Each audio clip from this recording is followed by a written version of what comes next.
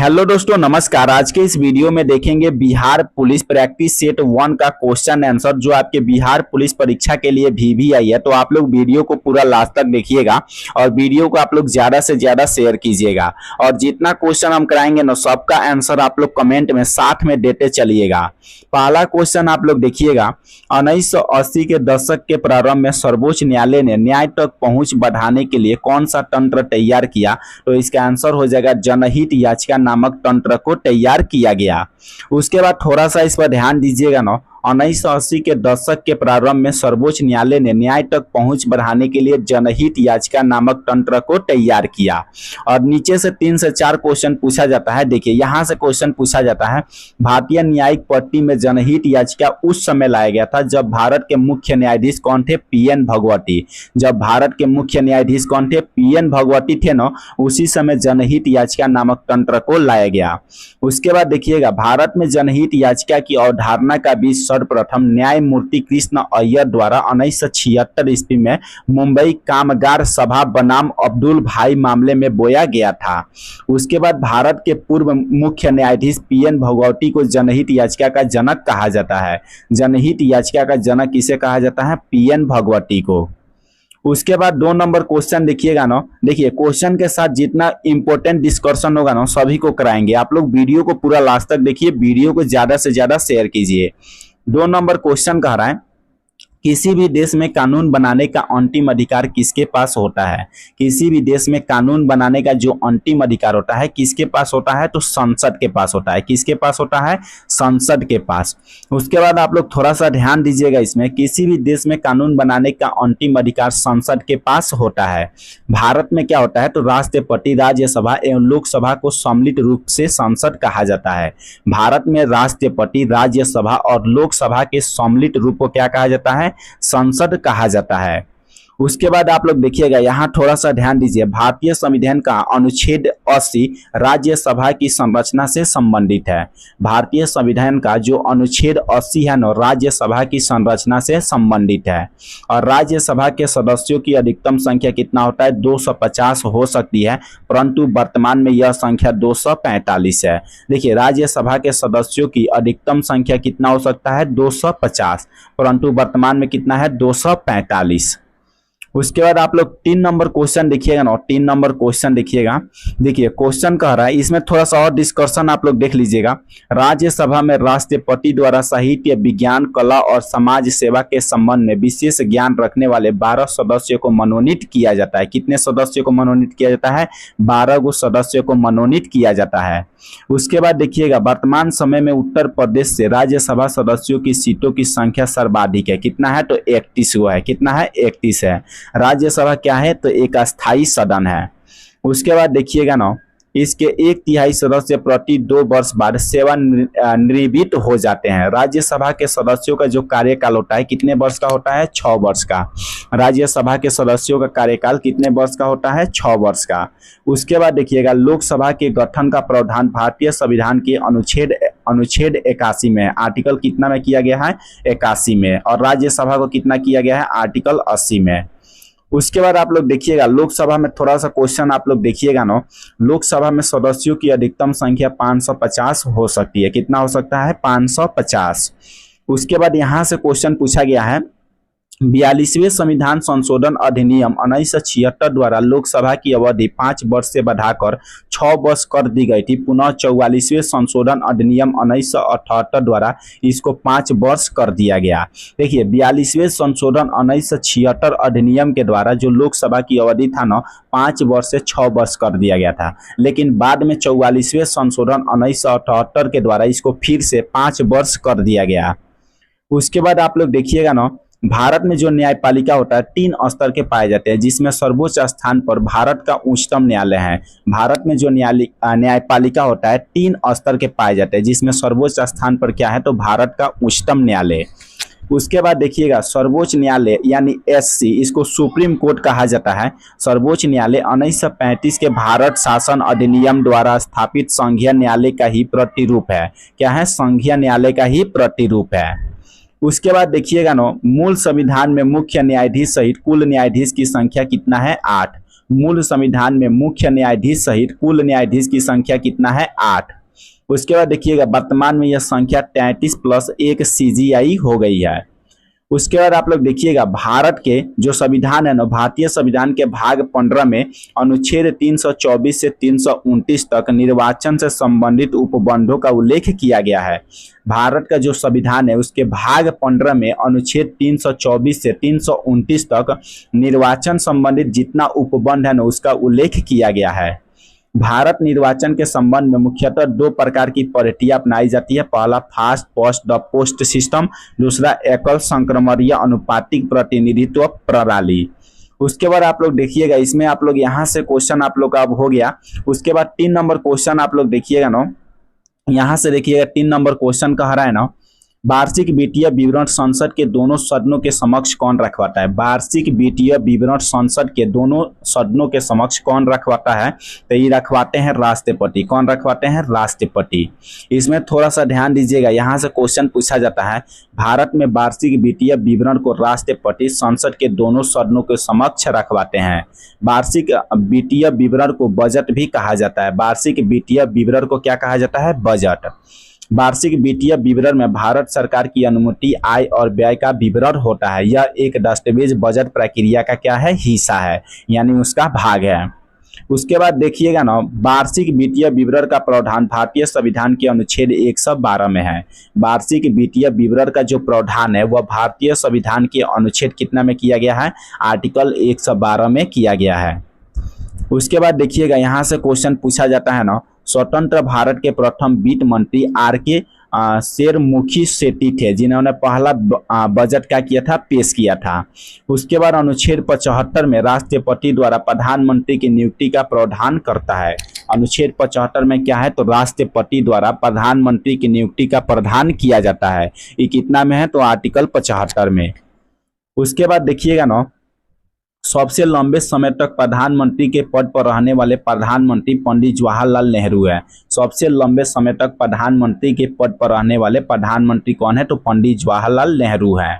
उसके बाद देखिएगा इंदिरा गांधी, HD देवगौड़ा और डॉक्टर मनमोहन सिंह राज्यसभा के सदस्य होते हुए प्रधानमंत्री क्या हुए थे? बने थे। उसके बाद देखिएगा थोड़ा सा और इसमें देखिएगा ना, क्वेश्चन कह रहा है मोरारजी देसाई सबसे अधिक उम्र में, राजीव गांधी सबसे कम उम्र में बनने वाले प्रधानमंत्री थे। मोरारजी देसाई सबसे अधिक उम्र और राजीव गांधी क्या थे? सबसे कम उम्र में बनने वाले प्रधानमंत्री थे। लोकसभा का जो प्रथम अध्यक्ष है कौन है? गणेश वासुदेव मावलंकर है। कौन है? गणेश वासुदेव मावलंकर। उसके बाद देखिएगा क्वेश्चन है ना, भारत के प्रथम राष्ट्रपति कौन है? तो राजेंद्र प्रसाद थे। भारत के प्रथम राष्ट्रपति डॉक्टर राजेंद्र प्रसाद। भारत की प्रथम महिला राष्ट्रपति कौन थी? प्रतिभा देवी पाटिल। भारत का प्रथम राष्ट्रपति कौन थे? डॉक्टर राजेंद्र प्रसाद। भारत के प्रथम महिला राष्ट्रपति प्रतिभा देवी पाटिल। स्वतंत्रता के बाद जन्म लेने वाली भारत की पहली राष्ट्रपति कौन है? तो द्रौपदी मुर्मू। स्वतंत्रता के बाद जन्म लेने वाली भारत की पहली राष्ट्रपति कौन है? तो द्रौपदी मुर्मू।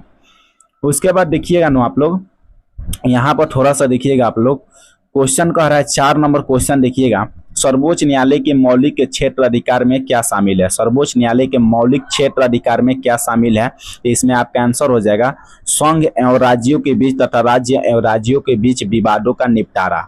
इसमें शामिल क्या है? तो संघ और राज्यों के बीच और राज्य और राज्यों के बीच विवादों का निपटारा किसमें शामिल है? तो मौलिक क्षेत्र अधिकार में शामिल है। उसके बाद यहाँ से क्वेश्चन आप लोग देखिएगा ना, सर्वोच्च न्यायालय के मौलिक क्षेत्र अधिकार में संघ एवं राज्यों के बीच तथा राज्य एवं राज्यों के बीच विवाद का निपटारा करवाना शामिल है। क्या है? शामिल है। उसके बाद इसमें थोड़ा सा और क्वेश्चन देखिएगा, यहाँ से क्वेश्चन भी पूछा जाता है। क्वेश्चन देखिए, भारतीय संविधान के अनुच्छेद 131 में मौलिक क्षेत्र अधिकार का प्रावधान किया गया है। कितना में किया गया है? तो आर्टिकल 131 में मौलिक क्षेत्र अधिकार का प्रावधान किया गया है। उसके बाद देखिएगा थोड़ा सा और नीचे आप लोग देखिएगा ना, यहाँ पर आपराधिक मामले में आप लोग देखिएगा, यह ऐसी क्रियाओं से संबंधित है जिन्हें कानून में अपराध माना गया, जैसे चोरी, हत्या, दहेज, उत्पीड़न आदि। इसमें FIR दर्ज कराने के बाद पुलिस जांच कर अदालत में केस फाइल करती है। उसके बाद देखिए दीवानी मामला क्या होता है? तो इसके संबंध में व्यक्ति विशेष के अधिकारों के उल्लंघन से है, जैसे जमीन विवाद, वस्तुओं की खरीदारी, किराया, तलाक आदि जैसी क्या होता है इसमें दीवानी मामला में घटना आता है।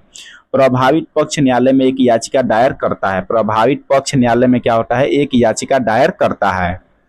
उसके बाद 5 नंबर क्वेश्चन आप लोग देखिएगा ना, सोबा रिगपा क्या है। सोबा रिगपा क्या है, तो हिमालय की क्या है, सोबा रिगपा क्या है, तो हिमालय की पारंपरिक दावा पट्टी है। क्या है, हिमालय की पारंपरिक दावा पट्टी। इसके बारे में थोड़ा सा आप लोग ध्यान दीजिएगा। सोबा रिगपा हिमालय की पारंपरिक दावा पट्टी है। सोबा रिगपा चिकित्सा की एक पारंपरिक पद्धति है जो भारत के हिमालय क्षेत्र में प्रचलित है। कहाँ पर प्रचलित है, तो भारत के हिमालयी क्षेत्र में प्रचलित है। उसके बाद देखिएगा ना, यह चिकित्सा पद्धति तिब्बत से आई है और दुनिया भर में सबसे पुरानी चिकित्सा परंपराओं में से एक है।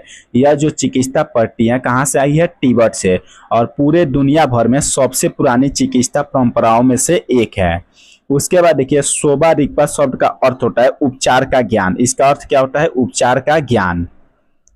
उसके बाद है ना, सोबा रिगपा एक ज्यादातर सिद्धांत और अभ्यास आयुर्वेद के समान है। सोबा रिगपा में इलाज के लिए शरीर और मन के विकास को महत्व दिया जाता है। सोबा रिगपा है ना, इसमें इलाज के लिए शरीर और मन के विकास को महत्व दिया जाता है। उसके बाद आप लोग देखिएगा ना, उसके बाद यहाँ पर आप लोग देखिएगा 6 नंबर क्वेश्चन आपका है ना, प्रधानमंत्री नरेंद्र मोदी ने मार्च 2024 में देश की पहली अंडर वाटर मेट्रो ट्रेन का उद्घाटन कहाँ किया। अंडर वाटर मेट्रो ट्रेन का उद्घाटन कहाँ किए थे, तो इसका आंसर हो जाएगा कोलकाता में। कहाँ किए थे, कोलकाता में। और इससे देखिए आप लोग क्वेश्चन यहाँ से देखिएगा ना, प्रधानमंत्री नरेंद्र मोदी ने मार्च 2000 कितना में 24 में देश की पहली अंडर वाटर मेट्रो ट्रेन का उद्घाटन कोलकाता में किए थे। प्रधानमंत्री नरेंद्र मोदी ने मार्च 2024 में देश की पहली अंडर वाटर मेट्रो ट्रेन का उद्घाटन कोलकाता में किए थे। उसके बाद हुगली नदी के बीच बनी मेट्रो सुरंग कोलकाता मेट्रो के ईस्ट वेस्ट कॉरिडोर का हिस्सा है। किसका हिस्सा है, ईस्ट वेस्ट कॉरिडोर का हिस्सा है, और हावड़ा मैदान के एस्प्लनेड से जोड़ती है। और हावड़ा मैदान को किससे जोड़ती है, एस्प्लनेड से जोड़ती है। उसके बाद आप लोग देखिएगा 7 नंबर क्वेश्चन देखिएगा ना, देखिए क्वेश्चन कह रहा है ना, गोलकीपर के रूप में प्रदर्शन के लिए निम्नलिखित में से कौन सा पुरस्कार दिया जाता है। गोलकीपर के रूप में, तो इसमें आपको पुरस्कार दिया जाता है हॉकी इंडिया बलजीत सिंह पुरस्कार दिया जाता है। कौन सा पुरस्कार, हॉकी इंडिया बलजीत सिंह पुरस्कार को दिया जाता है। इससे आप लोग थोड़ा सा क्वेश्चन याद रखिएगा ना, गोलकीपर के रूप में प्रदर्शन के लिए हॉकी इंडिया बलजीत सिंह पुरस्कार को दिया जाता है। किस पुरस्कार को, हॉकी इंडिया बलजीत सिंह पुरस्कार को दिया जाता है। उसके बाद आप लोग देखिएगा यहाँ से, मेजर ध्यानचंद पुरस्कार भारत में खेलों के उत्कृष्टता के लिए दिए जाने वाला एक प्रतिष्ठित पुरस्कार है। मेजर ध्यानचंद जो पुरस्कार है ना, भारत में खेलों में उत्कृष्टता के लिए दिया जाने वाला एक क्या है, प्रतिष्ठित पुरस्कार है। मेजर ध्यानचंद खेल रत्न पुरस्कार, जिसे पहले राजीव गांधी खेल रत्न के नाम से जाना जाता था। मेजर ध्यानचंद खेल रत्न पुरस्कार, जिसे पहले राजीव गांधी खेल रत्न के नाम से जाना जाता था, भारत में किसी खिलाड़ी को दिए जाने वाला सर्वोच्च पुरस्कार है। भारत में किसी खिलाड़ी को दिया जाने वाला सर्वोच्च पुरस्कार कौन है, तो मेजर ध्यानचंद खेल रत्न पुरस्कार। उसके बाद इसमें देखिएगा थोड़ा सा और ना, मेजर ध्यानचंद खेल रत्न पुरस्कार में राशि का जो प्रमाण पत्र होता है 25 लाख रुपये का नगद पुरस्कार शामिल है। इसमें कितना लाख रुपया, 25 लाख रुपये का नगद पुरस्कार शामिल है। उसके बाद आप लोग थोड़ा सा यहाँ पर देख लीजिएगा, जो अर्जुन पुरस्कार होता है इसमें 15 लाख रुपया दिया जाता है, और द्रोणाचार्य पुरस्कार या लाइफ टाइम श्रेणी होता है ना, इसमें 15 लाख रुपया होता है। क्या होता है, लाइफ टाइम श्रेणी होता है, 15 लाख रुपया दिया जाता है। द्रोणाचार्य पुरस्कार नियमित श्रेणी होता है, इसमें 10 लाख रुपया दिया जाता है। उसके बाद आप लोग 8 नंबर क्वेश्चन पर ध्यान दीजिएगा, निम्नलिखित में से कौन सा भू अस्थायी उपग्रह नहीं है। निम्नलिखित में से कौन सा भू अस्थायी उपग्रह नहीं है, तो आपका आंसर हो जाएगा जुगनू। जुगनू क्या है, तो भू अस्थायी उपग्रह नहीं है। और इससे आप लोग थोड़ा सा क्वेश्चन याद रखिएगा, निम्नलिखित में से जुगनू क्या है, भू अस्थायी उपग्रह नहीं है। जुगनू क्या है, भू अस्थायी उपग्रह नहीं है। जुगनू क्या है, तो एक नैनो सैटेलाइट है। जुगनू क्या है, एक नैनो सैटेलाइट है, जिसे इसरो के मार्गदर्शन में आईआईटी कानपुर द्वारा बनाया गया। जिसे इसरो के मार्गदर्शन में आईआईटी कानपुर के द्वारा बनाया गया है।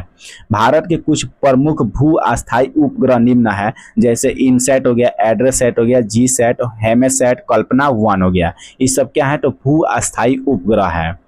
उसके बाद आप लोग देखिएगा ना, थोड़ा सा और देखिएगा आप लोग, यहाँ से आप लोग देखिएगा 9 नंबर क्वेश्चन देखिएगा ना, साम चेकवा बिहार का एक त्यौहार है। यह त्यौहार किस रिश्ते को समर्पित है? साम चेकवा क्या है? बिहार का एक त्यौहार है। यह जो त्यौहार है किस रिश्ते को समर्पित है? तो यह जो त्यौहार है ना भाई और बहन के रिश्ते को समर्पित है।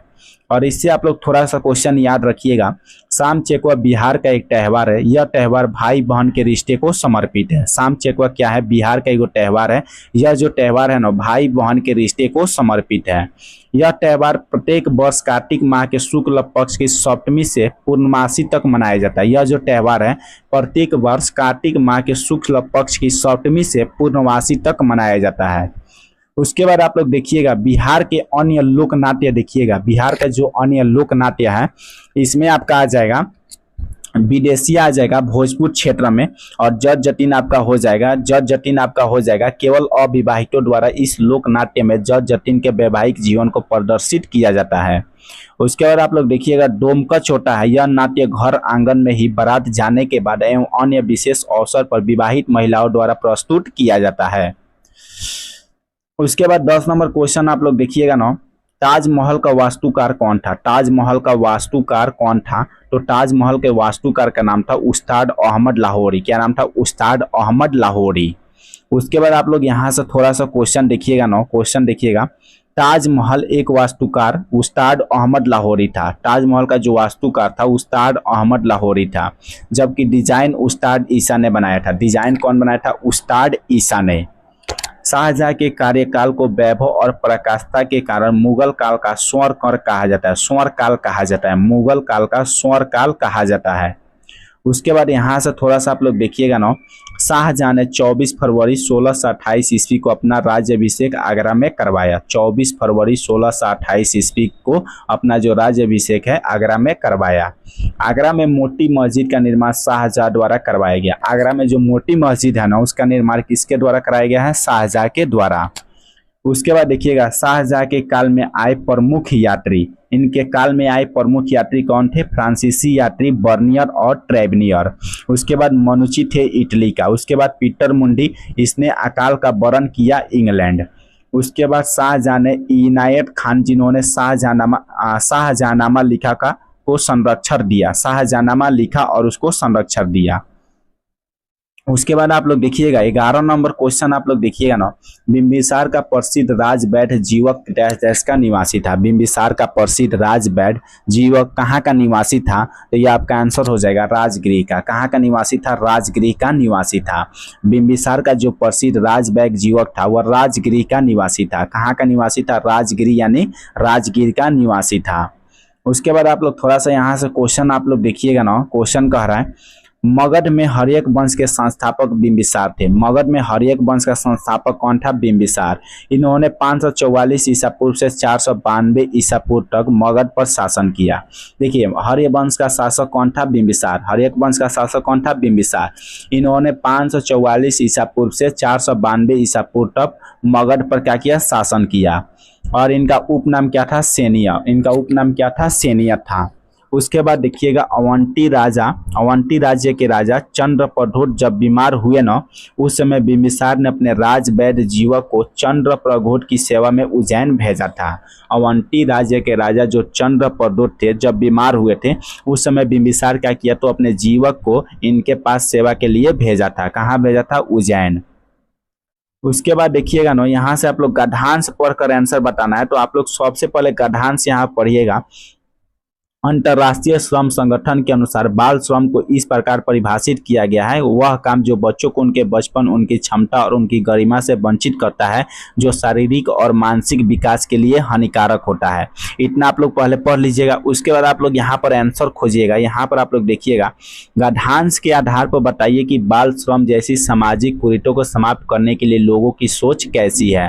तो लोगों की जो सोच है ना, आप लोग देखिएगा बाल श्रम समाप्त करना सरकार का दायित्व है। बाल श्रम समाप्त करना क्या है? सरकार का दायित्व है। जैसे आप लोग गद्यांश को पढ़िएगा ना तो आप लोग का आंसर मिल जाएगा। यानी गद्यांश में आप लोग का आंसर दिया रहता है, तो गद्यांश को पढ़ के आप लोग इसमें आंसर को खोजिएगा। उसके बाद आप लोग देखिएगा इससे और एक दो क्वेश्चन होगा। तो इसमें आपका क्वेश्चन है ना, देखिए क्वेश्चन कह रहा है गद्यांश के अनुसार बाल श्रम को रोकने के लिए सार्थक प्रयास क्यों किया जाना चाहिए? इसके लिए प्रयास क्यों किया जाना चाहिए? तो बाल श्रम के कारण बच्चों का बचपन छीन जाता है। बाल श्रम के कारण क्या होता है? बच्चों का जो बचपन होता है छीन जाता है। उसके बाद आप लोग देखिएगा 14 नंबर क्वेश्चन देखिएगा ना, यहाँ पर 14 नंबर क्वेश्चन देखिएगा। वह काम जो बच्चे को उनकी बचपन और उनकी क्षमता और उनकी गरिमा से वंचित करता है, जो शारीरिक और मानसिक विकास के लिए हानिकारक होता है, उपयुक्त परिभाषा किससे संबंधित है? तो आपका बाल श्रम से। किससे संबंधित है? बाल श्रम से। उसके बाद 15 नंबर क्वेश्चन देखिएगा, राज्य में विधान परिषद की संख्या के विषय में संवैधानिक प्रावधान क्या है? तो इसके लिए संवैधानिक प्रावधान आपका हो जाएगा ऑप्शन नंबर आप लोग देखिएगा ना, सी आप लोग देखिएगा, राज्य के विधानसभा की सदस्य की संख्या 1/3 से अधिक नहीं होगी। राज्य की जो विधानसभा की जो सदस्य की संख्या है 1/3 से अधिक नहीं होगा। उसके बाद आप लोग थोड़ा सा यहाँ से क्वेश्चन ध्यान दीजिएगा, राज्य में विधान परिषद की संख्या राज्यों की विधानसभा की सदस्य संख्या के 1/3 से अधिक नहीं हो सकती है। उसके बाद आप लोग देखिएगा ना, यहाँ पर थोड़ा सा नीचे आप लोग ध्यान दीजिएगा, यहाँ पर 1/3 सदस्य विधानसभा के निर्वाचित सदस्य द्वारा चुने जाते हैं और 1/12 सदस्य अध्यापक द्वारा चुने जाते हैं जो राज्य के हाई सेकेंडरी या उच्च शिक्षा संस्थानों में कम से कम 3 वर्ष पढ़ा चुके हैं। उसके बाद आप लोग देखिएगा ना, क्वेश्चन कह रहा है, यहाँ से अभी आप लोग का क्वेश्चन थोड़ा सा देख लीजिएगा, विधान परिषद की किसी भी बैठक के लिए कम से कम 10 या विधान परिषद के कुल सदस्य का 10 मांस 1/10 इनमें जो भी अधिक है गण पूर्ति होगा। उसके बाद अगला क्वेश्चन देखिएगा, 16 नंबर क्वेश्चन कह रहा है, संविधान सभा के चुनाव हुए थे। संविधान सभा का चुनाव कब हुआ था? तो इसका चुनाव हुआ था जुलाई 1946 में। कब हुआ था? जुलाई 1946। उसके बाद यहाँ से आप लोग क्वेश्चन याद रखिएगा, संविधान सभा के चुनाव जुलाई 1946 में हुआ था। कैबिनेट मिशन योजना के मुस्लिम लीग ने 6 जून 1946 को और कांग्रेस ने 25 जून 1946 ईस्वी को स्वीकार किया। कैबिनेट मिशन योजना को स्वीकार किए जाने के पश्चात संविधान सभा के निर्माण के लिए हुए चुनाव जुलाई 1946 में कांग्रेस ने 214 समान स्थानों में से 208 स्थान प्राप्त किए और मुस्लिम लीग ने 78 गो मुस्लिम स्थानों में से कितना स्थान प्राप्त किया था? 73 गो स्थान प्राप्त किए। उसके बाद देखिएगा, कांग्रेस का 4 सिख सदस्य का भी समर्थन प्राप्त हुआ। कांग्रेस को 4 गो सिख सदस्य का भी समर्थन प्राप्त हुआ।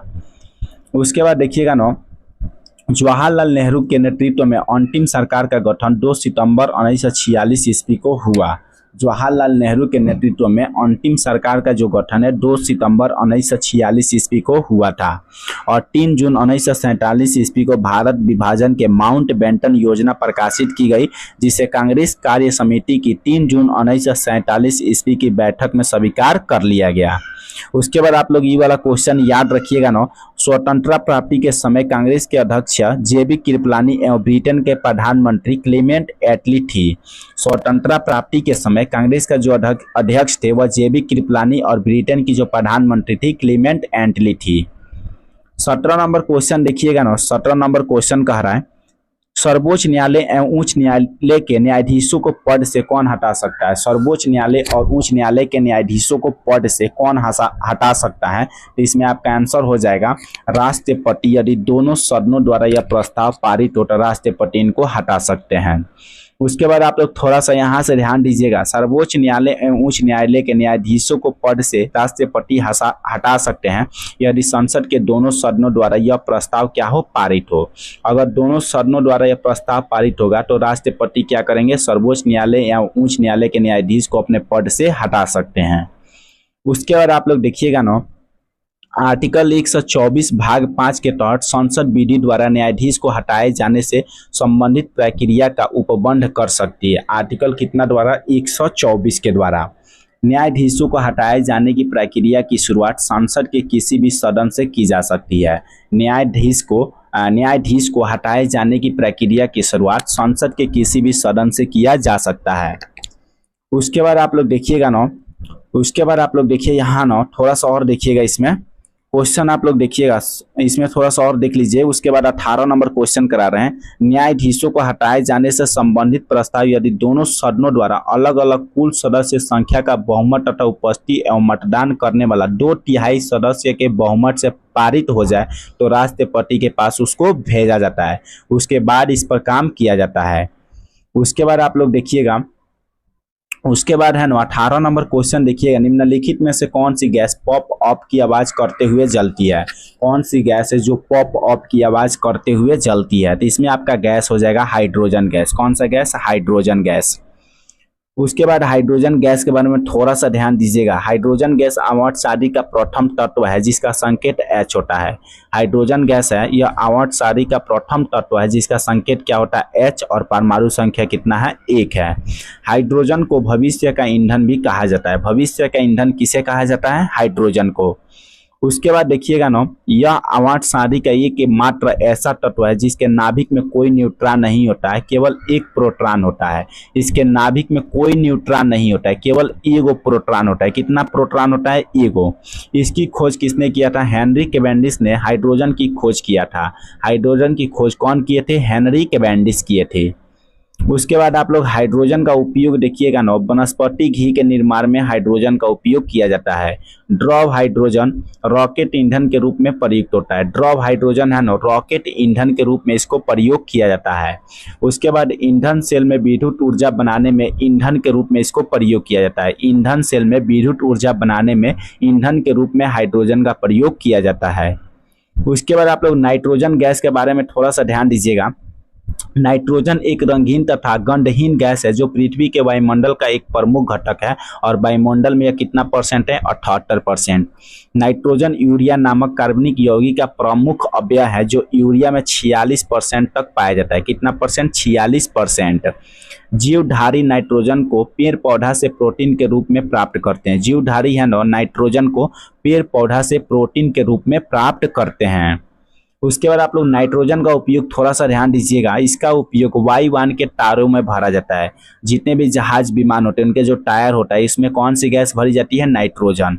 क्रायो बैंक एवं एक्सिस शीट संरक्षण में इसका प्रयोग किया जाता है। नाइट्रोजन विद्युत बल्बों में तथा उच्च ताप मापने वाले ताप मापी में भरने के काम आता है और अमोनिया के उत्पादन में भी काम आता है। उसके बाद कार्बन डाइऑक्साइड के बारे में देखिएगा। ये कार्बन डाइऑक्साइड पौधे के लिए प्राणदायिनी गैस है क्योंकि यह गैस जंतु जगत द्वारा श्वास के रूप में बाहर छोड़ी जाती है तथा पौधे प्रकाश संश्लेषण द्वारा CO2 को ग्रहण कर जीवित रहते हैं। पौधे क्या करते हैं? CO2 को ग्रहण कर जीवित रहते हैं। उसके बाद आप लोग देखिएगा ना, इसमें थोड़ा सा और देखिएगा। वायुमंडल में कार्बन डाइऑक्साइड की जो मात्रा है 0.03% है। CO2 गैस ग्रीन हाउस प्रभाव के लिए उत्तरदायी है। CO2 जो गैस है ना, ग्रीन हाउस प्रभाव के लिए उत्तरदायी है। CO2 गैस की प्राकृतिक अम्लीय होती है। यह गैस चूने के जल को ढूढ़िया कर देता है। CO2 गैस की जो प्राकृतिक होती है कैसी होती है? अम्लीय। और यह चूने का जो गैस होता है उसको ढूढ़िया कर देता है। CO2 का जलीय घोल कार्बनिक अम्ल कहलाता है। CO2 का जो जलीय घोल होता है उसे क्या कहा जाता है? कार्बनिक अम्ल कहा जाता है। उसके बाद आप लोग मीथेन के बारे में थोड़ा सा ध्यान दीजिएगा ना। मीथेन का जो सूत्र होता है CH4 होता है। यह एल्केन श्रेणी CnH2n+2 CnH2n+2 को एल्केन श्रेणी कहा जाता है। तो यह एल्केन श्रेणी का प्रथम सदस्य होता है। प्राकृतिक गैस, बायोगैस इत्यादि के मुख्य अवयव मीथेन गैस होती है। प्राकृतिक गैस हो गया, बायोगैस हो गया, इसका मुख्य अवयव कौन होता है? तो मीथेन गैस होता है। उसके बाद कोयले की खानों में मीथेन तथा वायु के मिश्रण से भयंकर विस्फोट होता है। कोयले की खानों में मीथेन तथा वायु के मिश्रण से क्या होता है? भयंकर विस्फोट होता है। अतः मीथेन को फायर डैम्प भी कहा जाता है। मीथेन को क्या कहा जाता है? फायर डैम्प भी कहा जाता है। उसके बाद आप लोग देखिएगा, मीथेन का जो उपयोग होता है ईंधन के रूप में किया जाता है। मीथेन का उपयोग किसमें किया जाता है? ईंधन के रूप में किया जाता है। उसके बाद आप लोग 19 नंबर क्वेश्चन देखिएगा ना।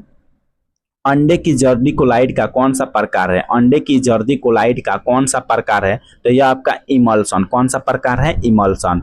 उसके बाद देखिएगा, अंडे की जर्दी कोलाइड का इमल्सन प्रकार है। इमल्सन में 32% फास्फोलिपिड होते हैं। इमल्सन में कितना प्रतिशत फास्फोलिपिड होता है? 32%। उसके बाद देखिएगा कोलाइडी विलियन से आप लोग देखिएगा, कोलाइडी एक विषमांगी मिश्रण है। कोलाइडी क्या है? विषमांगी मिश्रण है। कोलाइडी के कणों का आकार 10 के पावर -5 सेमी से 10 के पावर -7 सेमी के बीच होता है। इतना छोटा होता है कि ये पृथक रूप में आंखों से नहीं देखे जा सकते हैं। इतना छोटा होता है ना कि इसको हम लोग आंख से नहीं देख सकते हैं। उसके बाद देखिएगा ना, कोलाइड के कण प्रकाश की किरण को फैलाते हैं तथा मार्ग को दृश्य बनाते हैं। कोलाइड के जो कण होते हैं प्रकाश के किरण को फैलाते हैं तथा मार्ग को दृश्य बनाते हैं। उसके बाद आप लोग देखिएगा ना, जब कोलाइड के कण को शांत छोड़ दिया जाता है तब ये कण तल पर बैठते हैं अर्थात अस्थायी होते हैं। उसके बाद देखिएगा यहाँ पर थोड़ा सा आप लोग ध्यान दीजिएगा। देखिए यहाँ पर है ना, देखिए प्रक्षेपित अवस्था में द्रव होता है और परिक्षेपर माध्यम यह कैसा हो जाता है, गैस। उसके बाद ये किस प्रकार का है, तो एरोसोल। और इसका उदाहरण कौन है, कोहरा, बादल, कुहासा। तो इसको आप लोग थोड़ा सा ध्यान दे दीजिएगा। इसमें आप लोग का थोड़ा सा है 10 गो है, 10 को आप एक बार पढ़ लीजिएगा। इसका हम स्क्रीनशॉट आपके टेलीग्राम में डाल देंगे। उसके बाद देखिएगा नोट है नो, कोलाइडी कणों द्वारा प्रकाश के प्रकीर्णन की परिघटना टिंडल प्रभाव उत्पन्न करती है। कोलाइडी कणों द्वारा प्रकाश के परिकीर्णन की परिघटना टिंडल प्रभाव उत्पन्न करती है। उसके बाद 20 नंबर क्वेश्चन देखिएगा, आयरन लोहा का परमाणु प्रतीक क्या होता है, तो एफ ही। आयरन को ही लोहा कहा जाता है, आयरन को ही लोहा कहा जाता है और इसका संकेत क्या होता है, तो एफ ई होता है। आप लोग ऑप्शन नंबर सी देखिएगा। उसके बाद लोहा के बारे में थोड़ा सा आप लोग ध्यान दीजिएगा ना, लोहा के बारे में थोड़ा सा आप लोग ध्यान दीजिएगा। यहाँ पर आप लोग देखिएगा तत्व का नाम और उसका प्रतीक आप लोग देख लीजिएगा। आयरन लोहा परमाणु का प्रतीक है, इसका प्रतीक क्या होता है, एफ ही।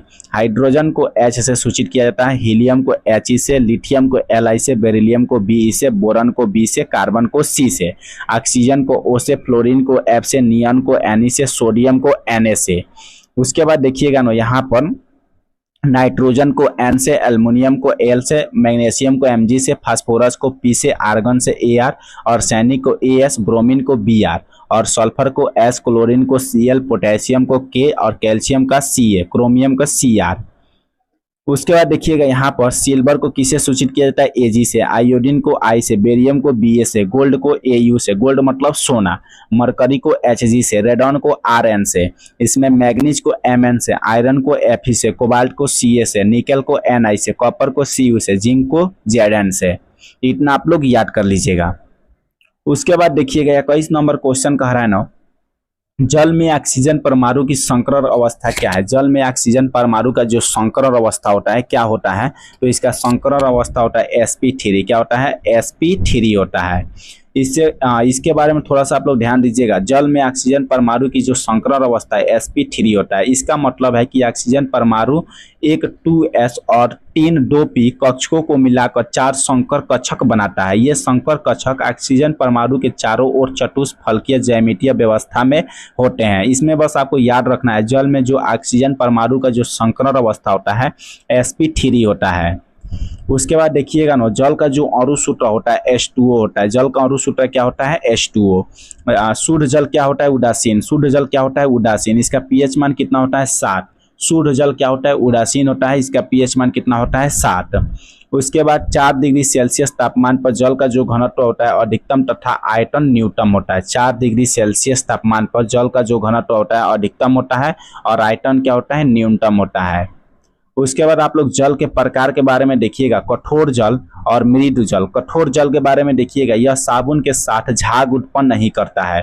कठोर जल क्या होता है, तो साबुन के साथ झाग उत्पन्न नहीं करता है। इसमें कैल्शियम एवं मैग्नीशियम क्लोराइड, सल्फेट एवं बाइकार्बोनेट घुले रहते हैं। और मृदु जल होता है ना, यह साबुन के साथ आसानी से झाग उत्पन्न करता है। यह जल पीने की दृष्टि से उपयुक्त होता है। मृदु जल क्या होता है, पीने की दृष्टि से उपयुक्त होता है। उसके बाद जल की कठोरता के बारे में देखिएगा, अस्थायी कठोरता होता है और अस्थायी। अस्थायी कठोरता होता है, यह कठोरता कैल्शियम और मैग्नीशियम के क्लोराइड तथा सल्फेट लवण घुले रहने के कारण होता है। कैल्शियम और मैग्नीशियम के क्लोराइड तथा सल्फेट लवण को घुले रहने के कारण होता है। और जो आपका अस्थायी कठोरता है ना, यह कठोरता इसमें कैल्शियम और मैग्नीशियम के बाइकार्बोनेट लवण घुले रहने के कारण होता है। जल का जो अस्थायी कठोरता उसे उबाल कर दूर कर लिया जाता है। जल का जो अस्थायी कठोरता होता है ना, उसे उबाल कर यानी बॉयल करके दूर कर लिया जाता है। उसके बाद आप लोग देखिएगा ना, उसके बाद 22 नंबर क्वेश्चन देखिएगा, यूरोप के स्केच रिपोर्टर्स के लेखक कौन है। यूरोप के स्केच रिपोर्टर्स के लेखक कौन है, इनके लेखक का नाम है राम कुमार। क्या नाम है, राम कुमार। अब यहाँ से थोड़ा सा क्वेश्चन आप लोग देखिएगा जो आपके बिहार पुलिस में पूछा गया है। हरीश्वर नाथ रेरू कौन कौन सा मतलब प्रकाश किए हैं, रिपोर्ट प्रकाश किए हैं, तो इसमें हो जाएगा निर्जल ढांजल, नेपाली क्रांति कथा, धर्मवीर भारती है युद्ध यात्रा, रांगे राघव है तूफानों के बीच, कन्हैया लाल मिश्रा है छर बोले कर मुस्कुराए, और शिवदान सिंह चौहान है लक्ष्मीपुरा। उसके बाद 23 नंबर क्वेश्चन देखिएगा, सूची 1 को सूची 2 से मिलान करना है। तो इसमें आप लोग मिलान कीजिएगा, सूची 1 को सूची 2 से मिलान करना है। तो यहाँ पर देखिए, छाती पर मूंग डालना का अर्थ हुआ साथ रहकर परेशान करना।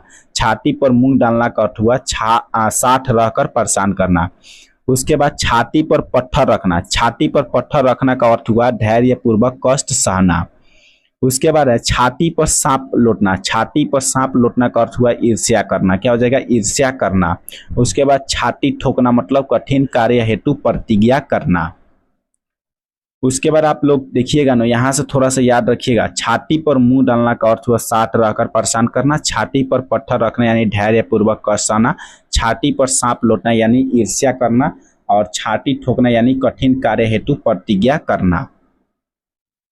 उसके बाद यहाँ से थोड़ा सा मुहावरा आप लोग याद रखिएगा, डूबते को तिनका का सहारा, संकट में पड़े को थोड़ी मदद, तिनके को पहाड़ करना, छोटी बात को बड़ी बनाना, दिन दूनी रात चौगुनी, खूब उल्टी होना, दूध का दूध पानी का पानी, निष्पक्ष न्याय। उसके बाद देखिएगा, गंगा लाभ होना मर जाना, गंगा लाभ होना मर जाना, कपास ओटना, सांसारिक काम धंधों में लगे रहना, कमर कसना, दृढ़ संकल्प करना, नाक पर मक्खी न बैठने देना, खरे स्वभाव का न होना, उल्लू सीधा करना, अपना स्वार्थ साधना।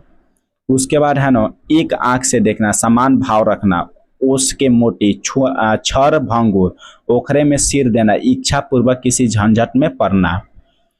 उसके बाद आप लोग देखिएगा 24 नंबर क्वेश्चन है, निम्नलिखित में से कौन सा समास विग्रह सही नहीं है। इसमें कौन सा है जो समास विग्रह सही नहीं है?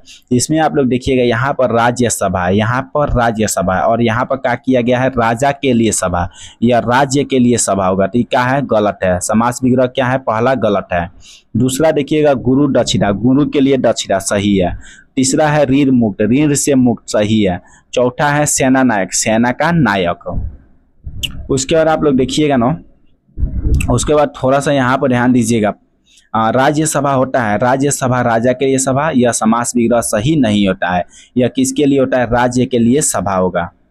उसके बाद 25 नंबर क्वेश्चन देखिएगा, डैश डैश ने कोशिका में स्थित तरल जैविक पदार्थ को जीव द्रव्य का नाम दिया। जीव द्रव्य का नाम कौन दिए थे? तो इसका नाम दिए थे जे.ई. पुरकिंजे। कौन दिए थे? जे.ई. पुरकिंजे। उसके बाद में थोड़ा सा ध्यान दीजिएगा, जे.ई. पुरकिंजे ने 1839 में कोशिका में स्थित तरल जैविक पदार्थ का जीव द्रव्य नाम दिए थे। जीव द्रव्य क्या होता है? तो एक तरल गाढ़ा लसलसा प्रभासी वजन युक्त रंगहीन पदार्थ है।